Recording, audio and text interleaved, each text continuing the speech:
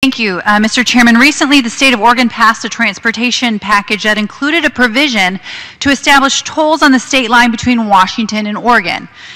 Since that time, there's been a lot of concern in my district that tolls could be established on the bridges border of I-205 and I-5 on the Washington side. And so far, that's not an unreasonable idea if those tolls are going to be used on that stretch of roadway. But here's the kicker, Mr. Speaker.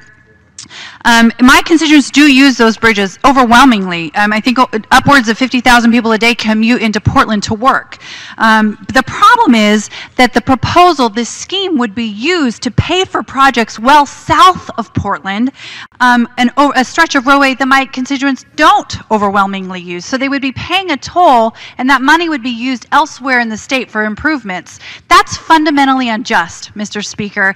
I'm not opposing the concepts of tolls, but that creates a real problem in terms of how the money is used, and I think would break faith with the American people. So I'm opposing that. That's what my amendment would do, would stop this practice in this area. It's not that I oppose the concepts of a fee paid by the users of a resource. Let me be clear about that. The issue is that fee then needs to be allocated towards the construction or the maintenance or the upkeep of that resource. There needs to be that nexus there. And honestly, we have issues on those two bridges that need to be addressed. So if those tolls were then diverted for use elsewhere, we're going to have some major problems.